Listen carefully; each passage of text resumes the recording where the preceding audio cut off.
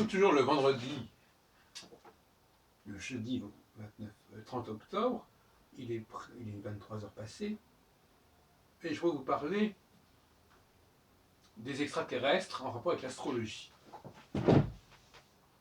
Jean Saint-Di, en 1968, a publié notamment toute une série d'ouvrages, dont La Lune clé de la Bible, dans laquelle il lit dans la Bible, il considère que les Elohim, ce sont en fin de compte des cosmonautes.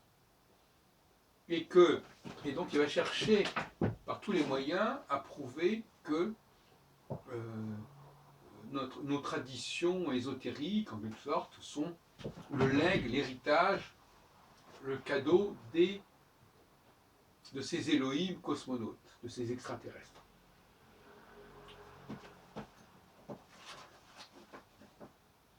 Et bon, à l'époque, c'est comme ce moment-là que je commençais à m'intéresser à l'astrologie, je pense que j'ai été influencé par cette théorie d'une origine transcendantale, si on peut dire, au sens littéral du terme, de l'astrologie, et donc d'une intervention, par là même, dans l'histoire du monde, des extraterrestres.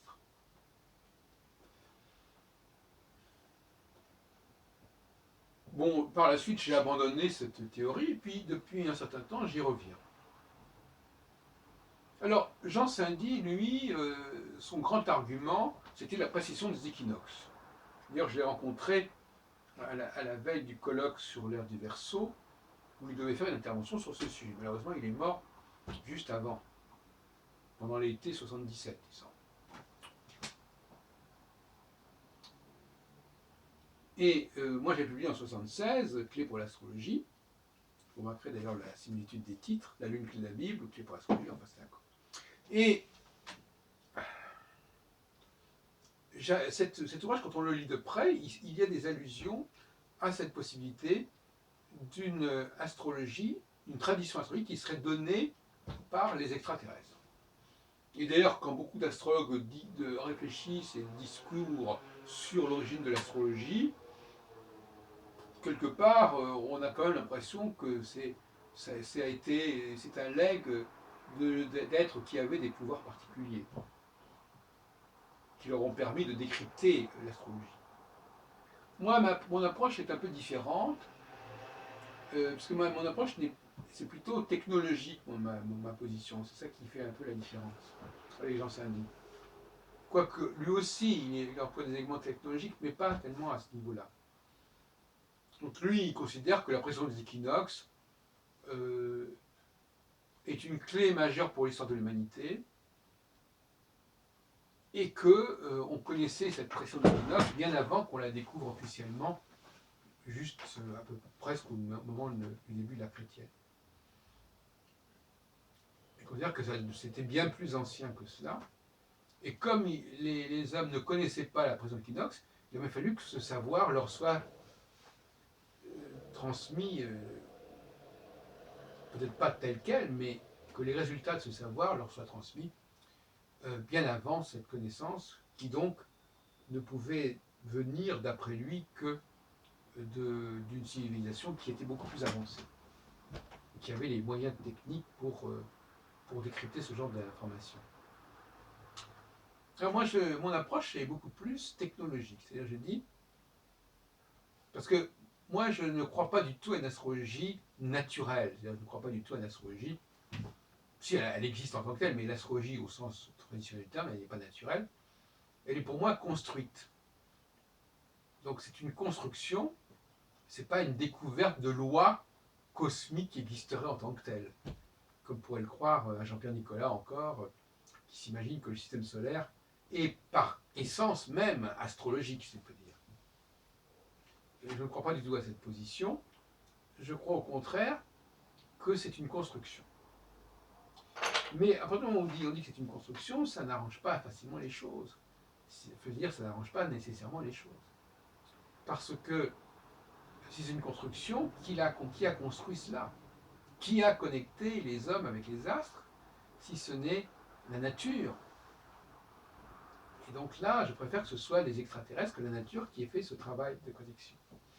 Ce qui évite tout un ensemble de théories néo-lamarckiennes ou darwiniennes qui ont leurs limites.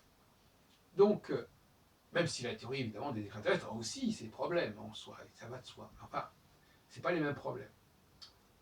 Et aujourd'hui, d'ailleurs, on ne nie pas la possibilité, sur les milliards de possibilités, on ne nie pas que ce soit impossible. On ne veut pas que ce soit possible qu'il y ait des extraterrestres, et on ne nie pas aussi qu'il ait pu être plus avancé que nous. C'est pas complètement aberrant, c'est pas complètement la science-fiction. Donc, on peut y revenir. Alors,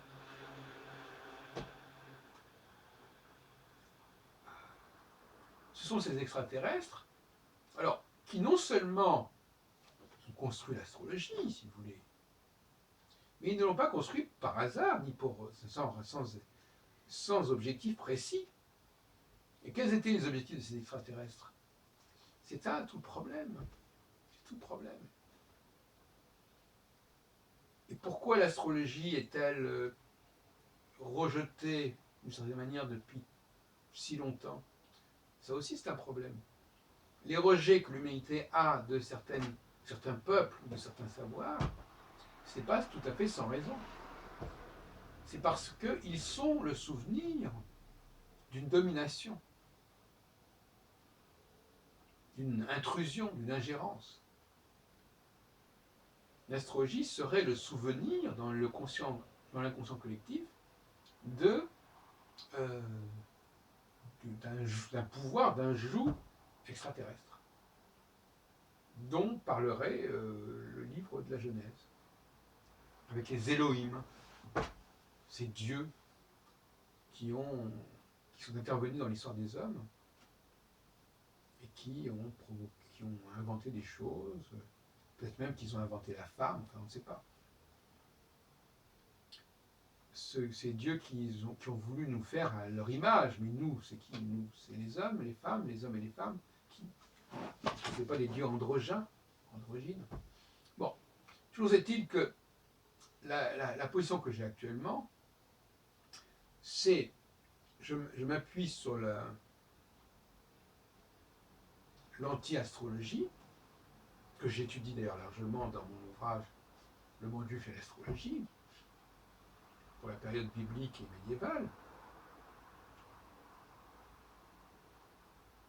Cette anti-astrologie, qui désigne alors l'astrologie comme un savoir étranger, Zahara, Avoda Zara, eh bien, c'est au nom de cette mémoire, cette réminiscence d'un pouvoir qui a fini par être honni, que l'astrologie est rejetée. Mais malheureusement, elle est peut-être rejetée, mais elle continue à fonctionner. Elle continue à exercer son pouvoir. Bien pire que ça, bien pire que ça. L'astrologie serait la technologie permettant à ces extraterrestres de continuer à nous dominer. Et pas seulement à nous dominer par le pouvoir du système astrologique, mais à nous dominer en instaurant une caste de leaders, de chefs, pour ce faire. L'astrologie serait la mécanique permettant à ces leaders de reprendre régulièrement le pouvoir sur l'humanité, qu'on laisserait de temps à autre un petit peu en roue libre, et après, tac, tous les 7 ans, une reprise en main, qui correspondrait à la conjonction de Saturne avec l'une des 4 étoiles fixes royales. Voilà ce que je voulais dire. Donc, en hommage à la mémoire de Jean Saint-Dié,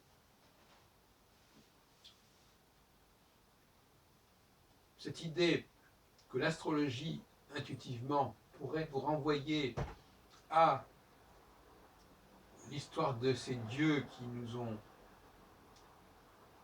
ont dominés, qui nous ont soumis à un moment donné, je l'avais déjà en 76, donc bien avant, puisque mon livre est paru en 76, mais enfin, j'ai enseigné ce qu'il y avait dans mon livre déjà en 70-71. notamment à des gens comme Max Duval, comme Jacques Moine, des gens donc du cercle des amis de Donné Roman, qui venaient chez moi rue des Gobelins. Et à l'époque, je croyais avoir trouvé un autre argument, qui était celui des domiciles des planètes, des maîtrises, des trônes, comme on dit. Et j'avais, en 69, reconstitué, du moins c'est ce que je croyais, tout le système des domiciles et des égrégations des planètes, en rétablissant, en permutant un certain nombre de choses. En 71, d'ailleurs, j'avais rencontré à Allen Lisa Morpurgo, qui était également une grande spécialiste des domiciles des planètes, dans son livre qui paraîtra en 1974 en France sous le nom Introduction à la nouvelle astrologie chez Hachette. Donc, j'étais persuadé que ce dispositif des domiciles et des éclatations était tellement pointu sur le plan mathématique, sur le plan structurel, qu'il ne pouvait pas avoir été inventé par des hommes.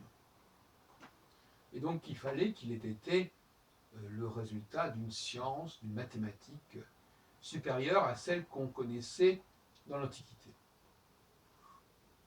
J'ai complété ce travail en 83 dans les mathématiques divinatoires, ouvrage paru chez Trédaniel et préfacé par Jean-Charles Pichon.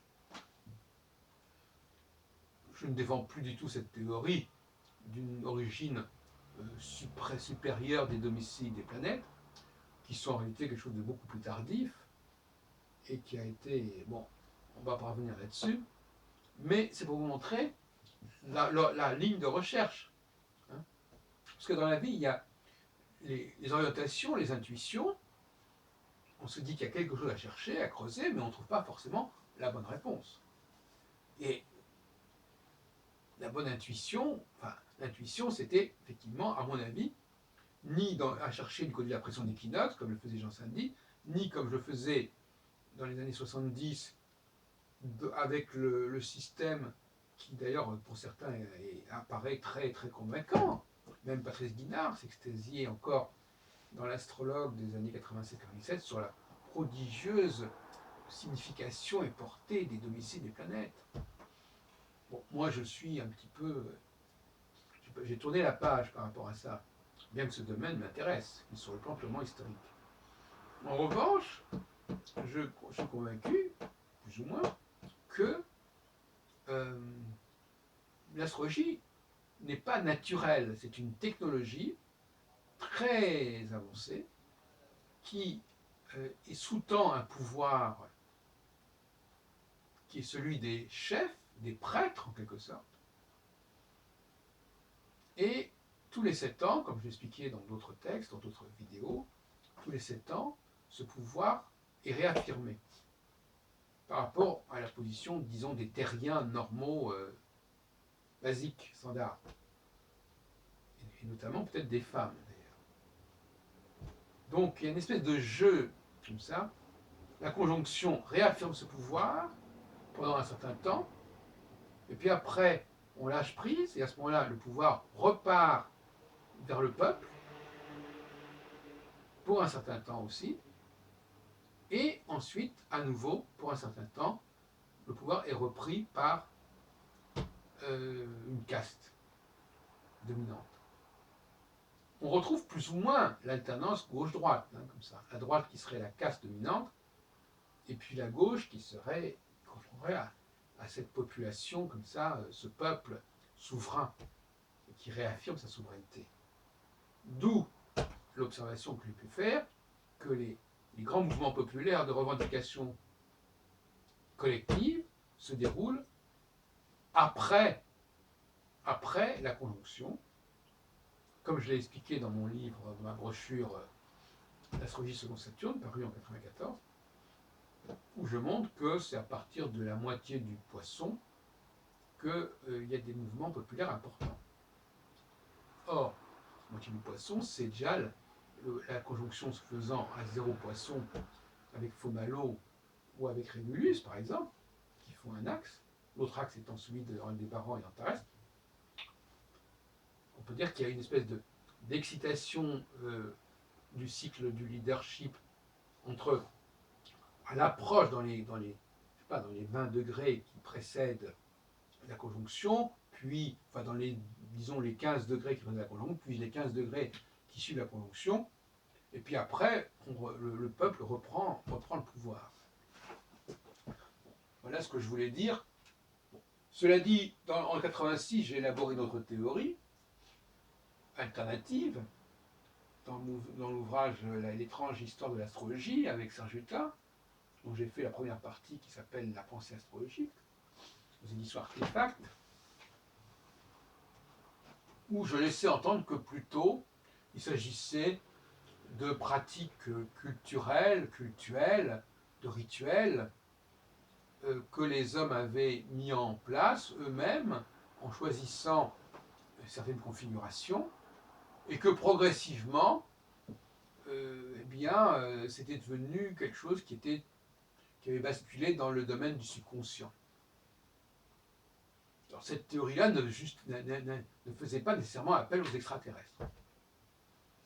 Mais elle pose des problèmes de comment un tel savoir a-t-il pu se transmettre. Et je crois que cette question de la transmission qui a notamment créé le problème par rapport à Lamarck, un des grands problèmes de tout ce qui est lamarckien, néo-lamarckien, darwinien, néo-darwinien, c'est la question de la transmission. En revanche, si quelque part nous sommes des machines, en tout cas certains d'entre nous sommes des machines, à ce moment-là, la transmission, elle se fait sans aucun problème, puisque la machine, elle se perpétue telle qu'elle est. Il n'y a pas de surprise de génération, de nouvelle génération. Donc là, il y a une fixation du mode de fonction. Si la machine est capable de se reproduire, mais en même temps de se reproduire de façon comme un drone, c'est-à-dire de se reproduire telle qu'elle, il n'y a pas de problème. La transmission peut se faire. Alors que dans le domaine du vivant, la transmission n'est pas aussi évidente. Voilà ce que je voulais dire.